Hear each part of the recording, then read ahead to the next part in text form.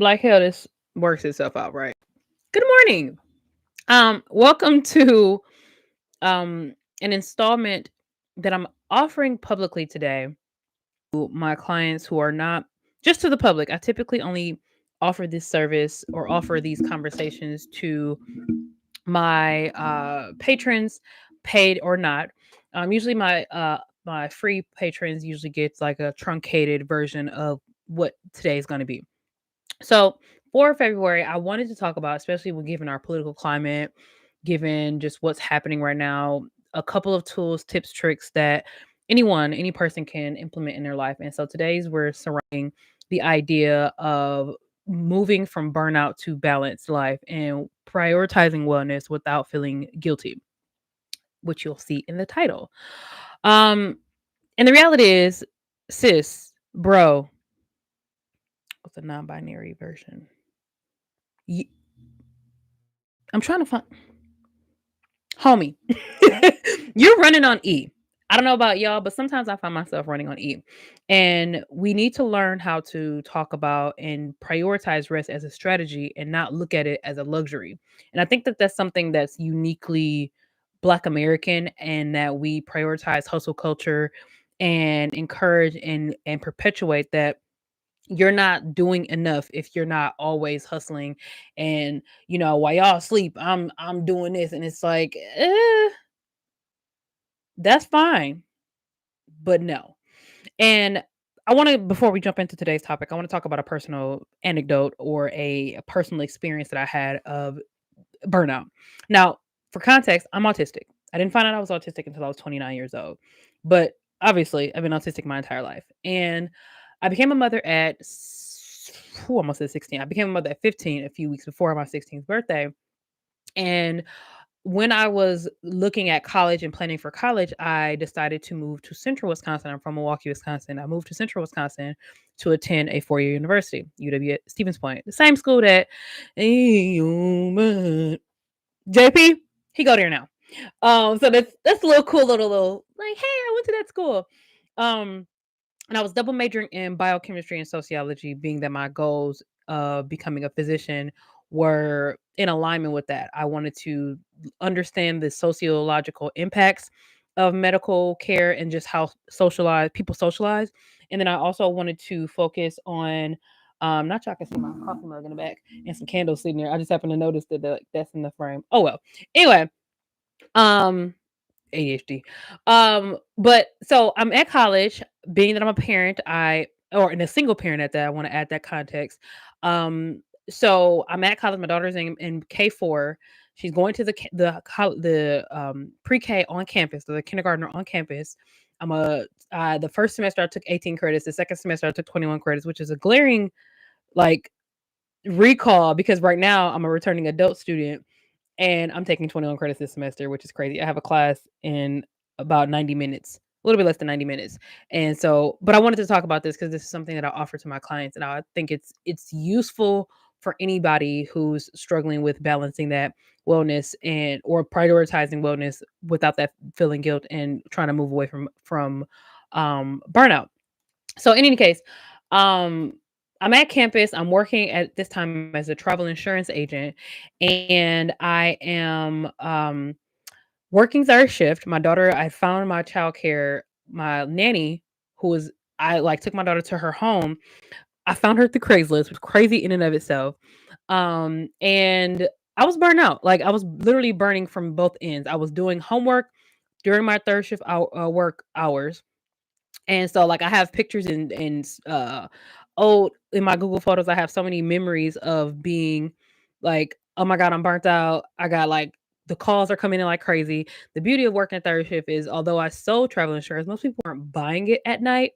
More often than not, the calls that I was getting was people who were in the midst of travel on the other side of the globe needing some assistance or wanting to have answer questions about their policy.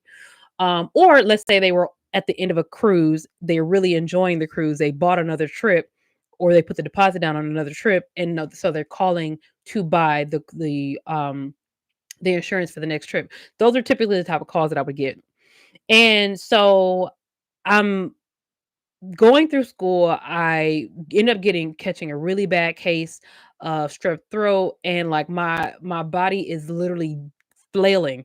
My strep throat had gotten so bad that they not only had to prescribe the antivirals to mitigate um the strep throat, they also had to prescribe me Vicodin because they said, "Well, you've let it get too bad, and when it starts to heal, it's going to be incredibly painful." And I remember falling asleep, and I was asleep for like what felt like 2 days. It may have not been that entire time, but I woke up and my daughter was sitting next to me in our living room, and she was like, "Mommy, you're up."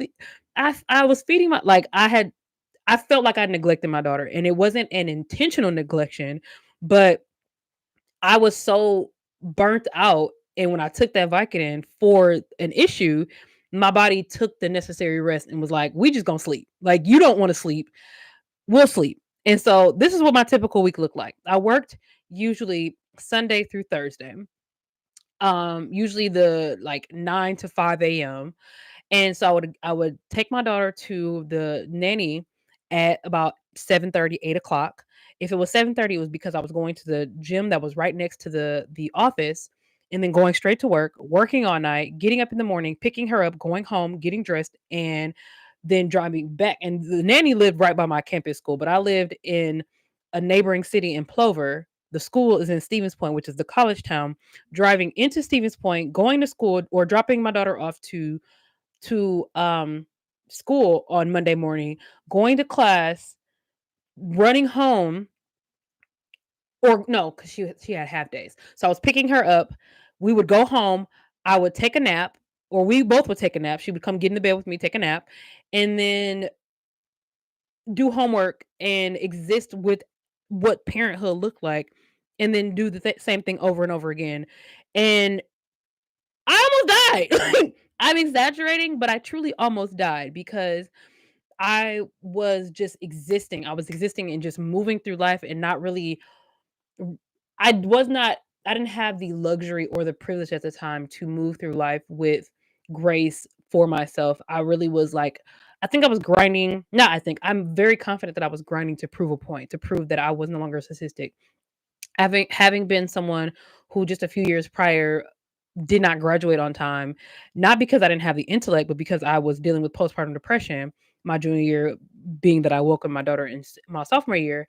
And so I had like become accustomed to and had accepted that burnout was a part of just who I was going to exist and be for these next few years of being a single mom and dealing with, a child's father who wants to make things bigger than it needs to be. And I don't want to get too much into my baby daddy, baby mama trauma, but let's just say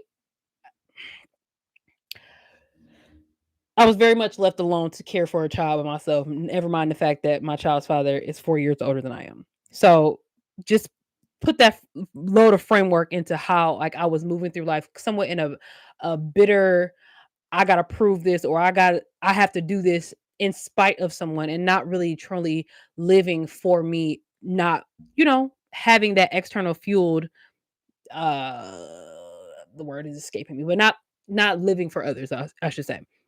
In any case, wellness was not really an option for me at that time. The only form of wellness that I had was and actively used is that I worked out. I definitely was active, and that was largely because I'm learning in biochemistry how valuable it is to to be physically fit. And then I also was seeing a therapist, but that therapist was almost exclusively for sexual trauma. At the time, I was learning to unpack 6 years of being sexually assaulted by a childhood family friend. Um, and then just unpacking like the violation that came and the promiscuity that came thereafter when I just kind of felt like wasted goods, and which ultimately led to me becoming a mother. And so like that was the only element of wellness that I was dealing with. But we weren't when you go to see a therapist for a specific issue, sometimes they don't like un or peel back a everything that you're dealing with. You say, I'm here because XYZ, and they work on XYZ.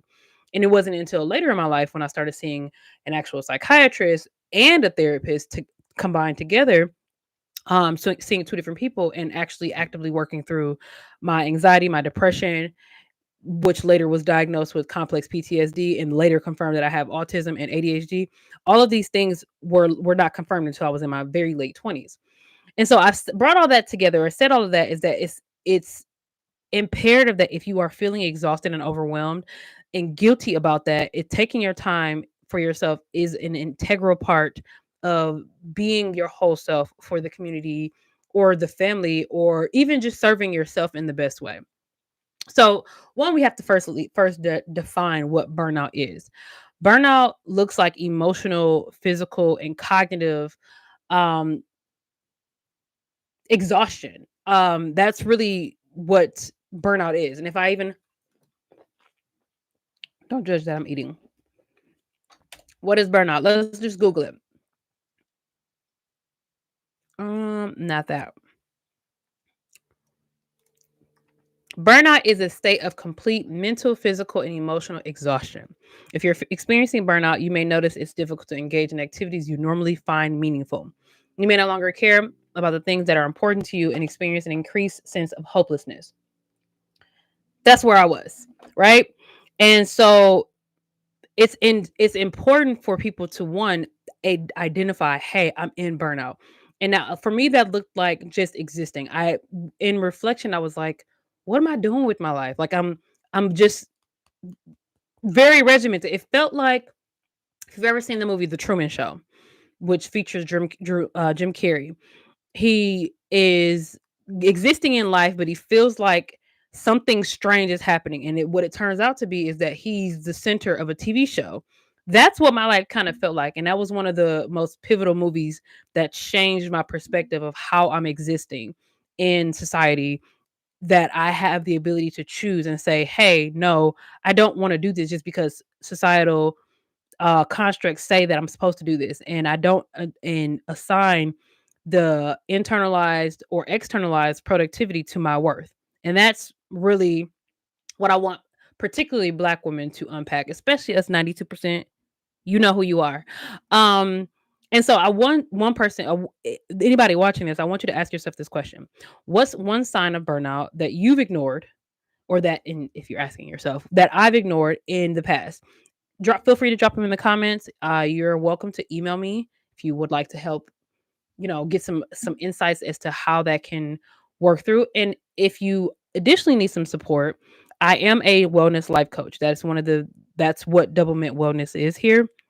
And so I do take on clients to help them in combination with the therapist. I do not try to replace a therapist. In fact, it's almost a hard requirement that you are actively seeking out a therapist or have one, because I have to be clinically and I have to be sound in my choices with my clients, in that I cannot undertake their trauma for them. And it's not I'm not a therapist. I don't want to be a therapist. I want to work in naturopathic wellness, but it is an essential part of understanding your whole self. Some people feel like therapists and coaches are the same thing, and we're not. We are not. And so I encourage you to consider, if not myself, seek out a therapist who can help you deal with the past. And that's not to say that therapists are incapable of working through your future and helping you with goals. In fact, that's a part of the action plan and the care plan they work on. But coaches, we are here to help you identify which of your areas that you would actively like to work on, and develop those strategic plans, and help you get you to the goal and the life that you desire. And so we have to work in tandem, and which is why, again, it's imperative for my clients to be seeing a therapist as well. Um, I want you to do I want you, if you're watching this or if you're here live, there's a few of you that are here live. I want you to do a 10-second body scan. I'm going to take a 10-second pause. I'm actually going to pull up my clock. Where the heck is my clock? Where's my clock? Okay. So we're going to do a 10-second body scan.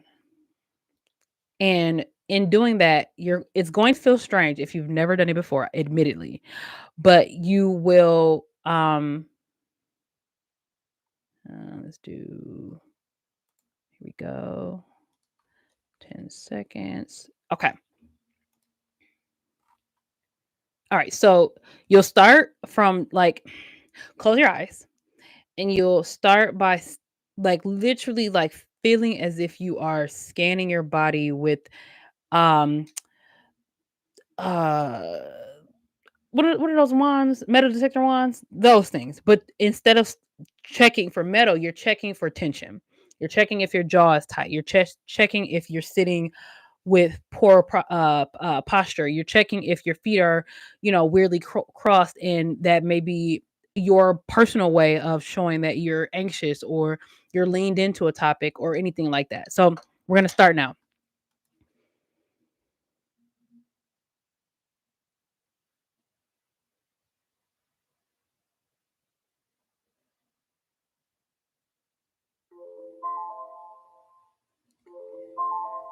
Okay. Now, typically, body scans can be longer. In fact, I strongly suggest that you take longer because we realize that 10 seconds is pretty quick. For me, I got to about my thighs. And I'm not all that tall, but I was truly scanning my body and seeing where my tension lies. For me right now, my shoulders are a little tense. I probably need to do a little shakeout because I just had a class this morning and I have more classes today. So I'm a little I have a lot on my mind mentally, and that doesn't take away from what we're doing here today. So, recognizing the burnout really is integral, especially like I said, for Black women who are conditioned from external society and even our within our own community to push through the strong Black woman. And one of the things that I'm really inspired by in this time is Dr. Raquel Martin, someone who I've been following since 2021. She was one of the first people I followed on TikTok, and I've now since TikTok has been having its weird issues within the U.S. government and the privacy issues that they may have. I've been following a lot of my favorite people on all the other platforms. And my goal and my dream is on my vision board. I'm telling a little bit of my secrets. It's on my vision board to work with her at some point on something because I'm really inspired by her recent initiative called Burn the Cape. And it's an initiative to let go of the cape. Black women often carry this superwoman. I have to figure it out. And I know looking at both my grandmothers and even my mother and just the women that are in my life, a lot of them do wear that cape and take the onus, take the responsibility of trying to carry the weight of the world for them. So, oh, that sounded weird. So it's important for me and for my clients and for the community to really learn how to let go of that responsibility because it's not ours to bear. Um, Let me just give me 1 second here.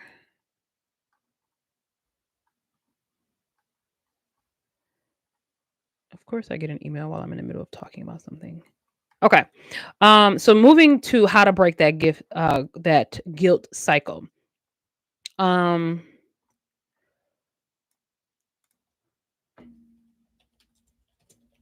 Sorry, I have to make a quick note.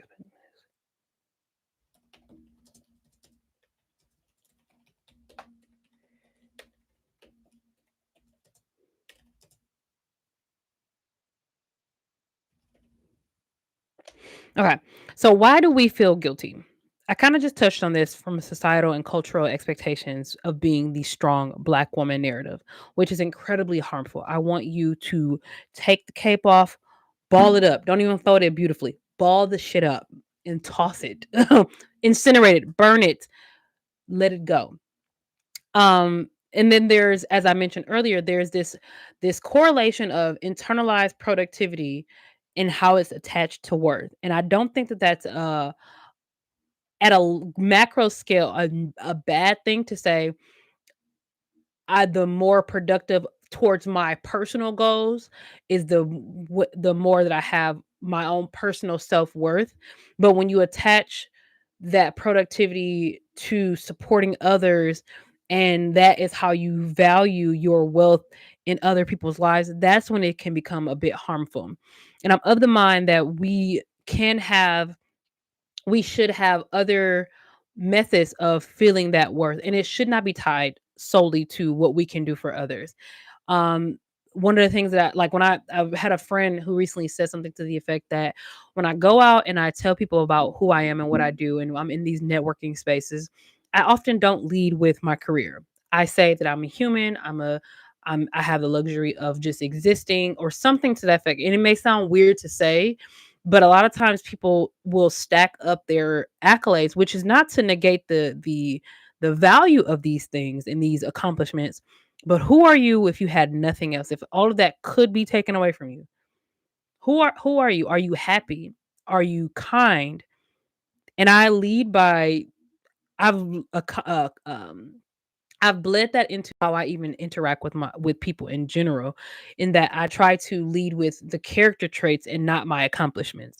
While I'm proud of my accomplishments, I'm again not trying to minimize them, but it's important to realize that we are more than that internalized productivity, and it should not be solely attached to that worth. Now, rest is not a reward; it is a requirement, right? Rest fuels creativity, rest fuels emotional regulation, and rest fuels longevity. It's a practical mindset shift. And one of the things that I do a lot with my clients is helping them learn how to have mindset shift. And one of the most practical ones as it relates to rest is instead of looking at it as I don't have time to rest, try rest helps me show up better in every area of my life. So to say I don't have time, and I realize, oh my God, I realize, especially from the story that I just mentioned, I realized how often, and had I had another job and been subject to what people in current day capitalism are dealing with, I could not imagine dealing with the lack of income needed to exist in today's time with the responsibilities that I had at 20 and 21. And I'm proud that I have the privilege to change that mindset. But I want people who feel like they don't, to that point of, instead of saying I don't have the time to rest, I want you to realize that there is power in choosing to show up for yourself in order to show up for others. I just want to pull this up here. Now I want to jump back to burnout and what these signs are. Now emotional signs can be you're irritable, you're drained, you may be even be resentful of your work and relationships. So when you find that like your friends are existing and being able to do things that you can't, that's likely a good indicator that baby you might be a little burnt out, okay? Some of your physical signs is constant fatigue, headaches, and even stress related injuries. And as someone who has lupus, managing stress related issues and managing the constant fatigue is paramount to me having the longevity that I desire to have in my life, because I cannot continually let external things stress me so much so that I'm having those headaches, that the clenched jaws. And I'm at one point, excuse me, at one point I thought I had TMJ, which is, let me not lie and say what it is. Let me say the right thing. TMJ is temporal mandibular joint dysfunction. And that the temporal mandible girl. I just said it. Y'all heard it. I know how to say it. The list be lisping. The tism in the list, they be trying to take me out. But I would have jaw pain and stiffness and locking, and it would because I would clench my jaws so much because I'm bearing down, trying to make things easier for others, and I'm disservicing myself by trying to keep the peace. Sometimes you just gotta cuss people out. That's just true tea. And then some of the cognitive signs of burnout are brain fog, forgetfulness, and struggling to focus. Many of us do normalize this by saying, "Oh, I'm just busy, and this is just I'm in the grind right now." But sis, no. Burnout is not normal. It's not normal. Let's stop normalizing it. It is a sign that something is out of balance. Um, and to take this a little bit deeper, I want to explore why we ignore these signs, because somewhere along the way, we've been conditioned to believe that pushing through exhaustion is what makes us strong. And as a Black woman, I think we are naturally high achievers and nurturers. So trying to be the best nurturer and parent and friend and sister and employee, while also trying to do that high achievement work and getting additional certificates and getting additional education and achieving the things to dismantle the stereotype that Black women may be less than and have to work twice as hard. Let that go. We've been conditioned to believe far too long that our worth is tied to productivity. And I know I keep saying the same thing, but it's an integral part of who we are, and I want us to just let that go. Um I want to move into some practical steps to um balancing or practical steps for balance. Girl, but before I do that, there's another saying that some people may say, the I don't have time for rest may not be you. But if you feel guilty saying no, try thinking about boundaries protecting your peace.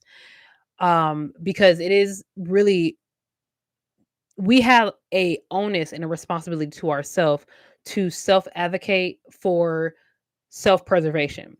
And if you are not preserving yourself, you're literally losing yourself with time, right? As someone who's had seizures, stress induced seizures, a lot of that has a lot to do with not saying no and always being there. And it can be frustrating and very isolating because I've always been a very hyper independent person, because as much as I show up for people, I don't get that reciprocated, and I've just learned to say no and not be feel guilty when someone throws in my face that, oh, you always, and it's like, no, no, no, no, no. We know who I am. We know that I'm capable of being there and supporting you, but in this season, in this chapter, in this moment, I must take care of me first. Now, how do we actually move away from burnt out to being feeling balanced? Because awareness is the first step, but we got to make some, turn it into action. Actionable steps really change the progression and the elevation of who we are as people. Now, my non-negotiables for wellness include sleep, nutrition, and boundaries. Sleep is not I don't play about my sleep. I'm a Taurus. Food and sleep, I don't play about that. Don't wake me up when there are blackout curtains in this room. And as I'm building my house, there's my room has some, in one space has some floor to ceiling windows. Best believe there is going to be a custom. Y'all remember the scene in Diary of a Mad Black Woman when I think she's getting out of the bed in one of the opening scenes and the curtains just move when the sun. When I get to that level of luxury, there will be signs, okay? But again, sleep itself is not optional. At least 7 hours for me. I actually, being completely honest, I got my phone set for 8.5. Now there are times that I don't necessarily get a full 8.5. That's the ADHD at hand. But I do actively try to work at making sure that I get enough rest, because your body literally repairs itself when you're sleeping. Nutrition. Y'all saw me eating an orange. I eat for energy. I eat for sustenance, not for convenience. And that actually was a skill that I had to actively practice. As someone who is autistic and has a strange relationship with food, especially being that I at one point had an eating disorder in my teens, it was an active skill that I had to learn about making food enjoyable, making it eating, making choices about what I eat for energy sources, and being mindful of the macros that are in the food that I'm eating. Don't get me wrong, I'm not gonna say you need to be hyper vigilant about those macros, but knowing when you're feeling depleted, what foods can energize you is important. And this is something that I do with my clients, especially my health coaching clients, because they come to me with conditions that they may be experiencing, and they were just, told that they have and diagnosed with through by their physician, but they may not necessarily understand how to implement a lifestyle around that. And doctors, unfortunately, it's particularly medical doctors, are not skilled with, nor do they educate like a naturopathic doctor does. One of the oaths of naturopathic physicians is to see yourself as a teacher, as an educator over a doctor, because your job is to educate your patients on how to care for themselves given the conditions that they have. And so that's a part of the practice that I'm building, um, and learning to have even before I even get into medical school. I'm in my second semester of my junior year of my undergrad, and I'm double majoring currently as a public health major, a biology major, and minoring in sociology. And one of the things that I'm learning actively is and practicing is truly blending all of those worlds to understand the full patient and not look at them based on their symptoms, but look at them as their environment, look at them as their culture, and look at them as a whole picture to be able to develop a true action plan. And so while I don't have patients, I do have clients, and that's something that I stress to them is eating and knowing your body and learning how to deal with what your needs are.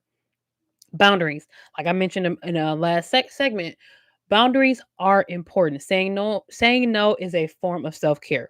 Period. Okay. Now, I want to introduce you to a simple framework that is commonly used within therapeutic and coaching spaces, and that is reset. The reset framework is for balance to your wellness.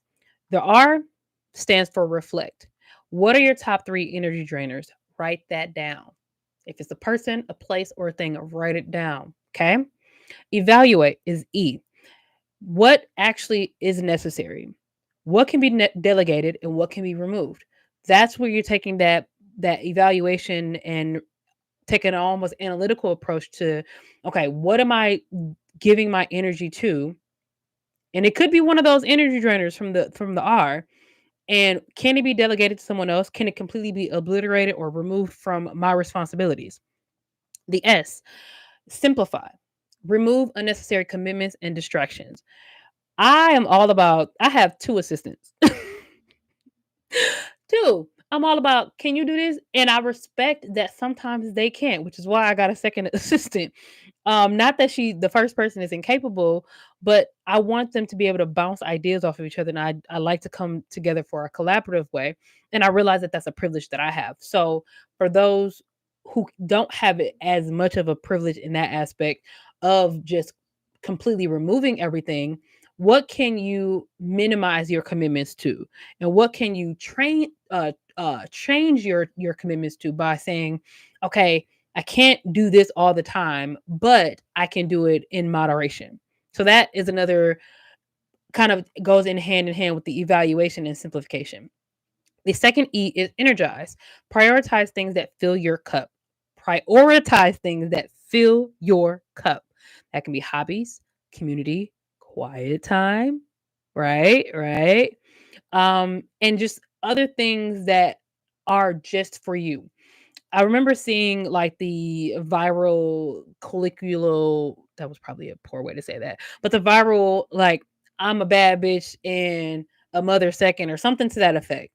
And I have to remind myself that, or no, it was like, I'm a mom first and I'm a real nigga second or a bad bitch second or something to that effect.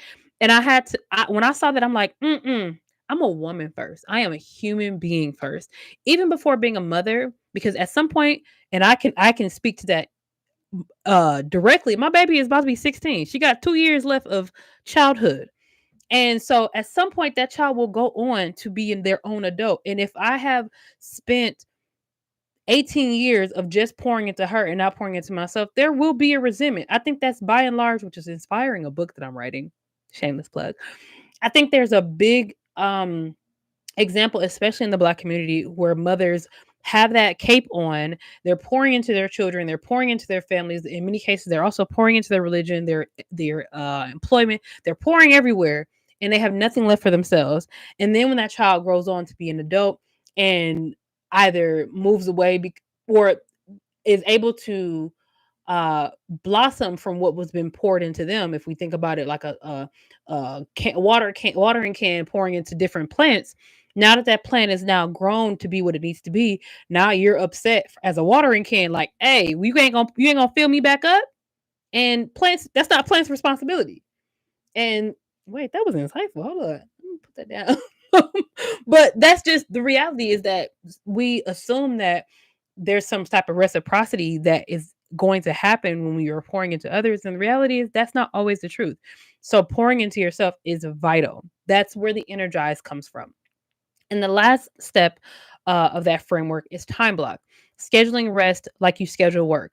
I, having been in corporate spaces and having a corporate responsibility for many years of my life, and knowing what time blocking did for me and helped me be able to do all the things while at work, wearing multiple hats and working with multiple departments. Working in sales requires you to be, and I have a I posted a our sister company where all of my publications, my literary works are held.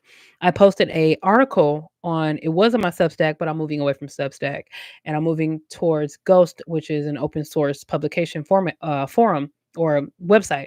And I posted something yesterday about how the sales is the brain of the operation. Now, while I'm talking about in that article or essay about how tariffs were taught to me there and why I'm thinking something is happening behind the scenes with regard to the being implemented in the US, and why the current 47 is doing what he's doing. But the reality is, when I worked in sales, I was a part of the brain of the operation. I do feel like research and development and the C-suite team is certainly the heart and lungs, but businesses, organizations that have a sales division, that's how the company keeps growing.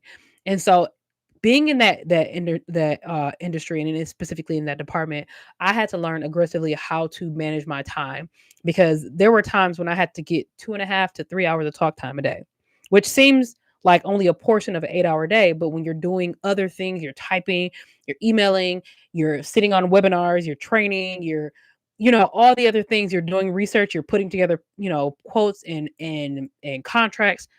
2.5 3 hours is hard to do. There were days when I was averaging 60 to 100 plus phone calls a day, because that was expected of me. That was a important KPI for the division in the industry that I worked in. And so, if I can do that in my professional life, why can't I do that in my personal life? And so, to that point, I have a challenge for you. Pick one area, pick multiple if you can, but at least pick one area that you can apply the reset framework to, and commit to a small shift this week. Come back, come back to the comments in a week and let me know what you did and how well it worked. The reality is, prioritizing yourself is not selfish. It's an act of survival. There's actually, recently I did a podcast episode kind of talking about this, because we were talking about rest being act of revolution, a revolutionary act. So I want to pull this up, because it was someone who said it is completely escaping my mind right now, and I'm gonna, give me 1 second. It's in my docs because it's the script for that episode. Thursday Tea. My shameless plug. My podcast name is Thursday Tea with C, and we were talking about sacred rest. Was that last year? Has it been that long? Maybe it was. Let's see. Nope. Go back. Nope. Go back. Was that last year? Oh my God.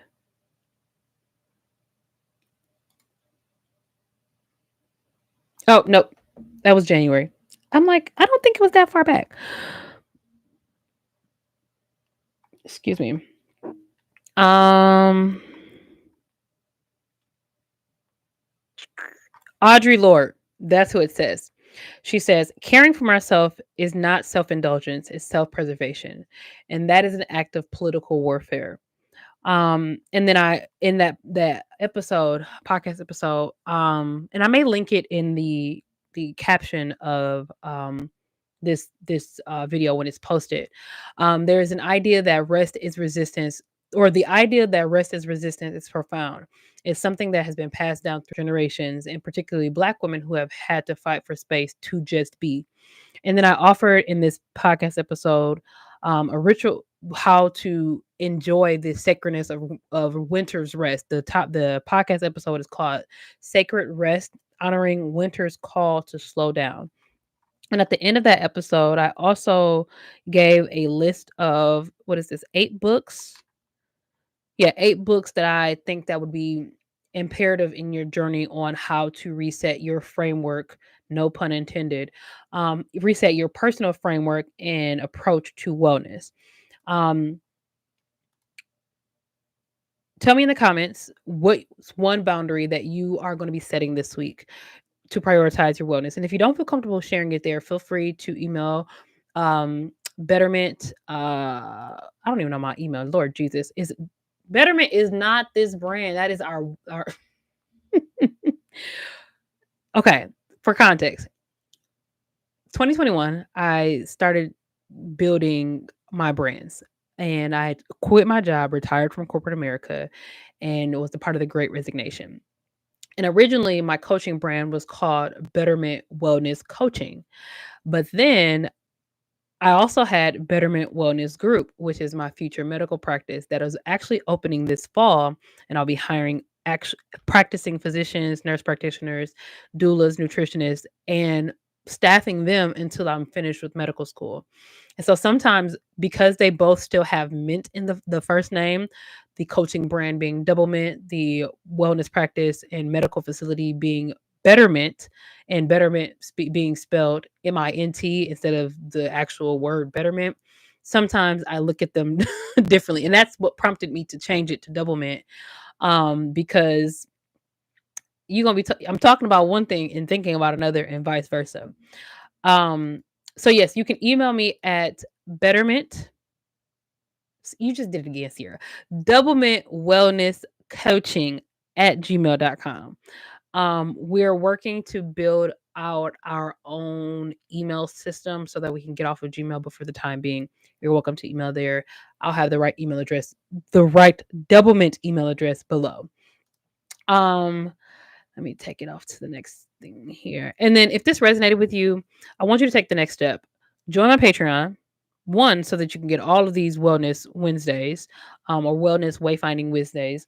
And we have monthly, more so tri-weekly being every 3 weeks, sessions. We have an exclusive Q&A. I'm actually having an exclusive Q&A this evening as a follow-up to today's post. And there's tools, there's exclusive resources on burnout recovery and sustainable wellness. I'm actually working on an ebook, a free ebook that I want to give to people that kind of expounds on today's topic and other topics about burnout recovery and sustainable wellness and how to implement that. Because one of the things that I work with my clients on, especially in my first session, is this wheel of life. Now, many coaches use wheel of life. The wheel of life is a wheel in a circle cut into pie shapes, and each of the pie subsects has an element of wellness: environmental, sexual, spiritual, mental. And I've designated mine to be 11 subsections.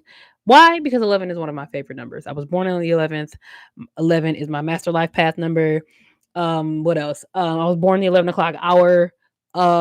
Like there's just so many examples of 11 showing up in my life. So it felt right to do 11. I think when I was going through the classwork, it was 8 in there, but I feel like there were some that weren't included. And so you'll have an editable wheel of life. Even if you're not a client of mine, being a patron allows you to have access to some of the tools that I use with my clients. And depending on your membership, you get access to a free session built into your membership. I think that's my top tier one. So feel free to join the Patreon. It is going to be linked below. And then set your reminder, tonight we are doing the private Q&A. Again, you have to be a patron to see it. It will be hosted on YouTube, but it's unlisted, and the only people that can see it are patrons. So clock in. And we're gonna go in even deeper. I have some prompts, some writing prompts, and then an opportunity for some question and answers that will allow you to unpack your relationship with burnout and moving towards a more well balanced space. If this hit home for you, like, share, subscribe, share with your cousin, your auntie. You know y'all aunties need some y'all know y'all aunties need some resources on how to be better. They yelling at you and the kids, and they mad about everything because they burnt out. Tell them to come holler at how. And I call myself the hot well coach. Word to Meg the Stallion. Because I don't do things very traditional. Yes, I have the credentials. Yes, I have the education. Yes, I have the years of experience of being a coach. But we gonna handle this like friends. I'm not your friend, but we're gonna the communication is going to be friend like, so it's able to be applied and not as sterile that sometimes I feel like therapy can be. So, thank you for joining. I really appreciate you being here today. Um, and I'll see y'all next week. I got another one. What are we talking about next week? Let's see. What are we talking about next week? Because I want y'all to feel empowered. YouTube. Thriving as a Black student and some academic strategies for success. Because I want to, as someone who obviously has experienced the ebbs and flow of education, I'm also an education or not education coach. I'm an academic coach. My coaching menu. Is this my education? Nope. This is here's my textbook from when I was in wellness coaching.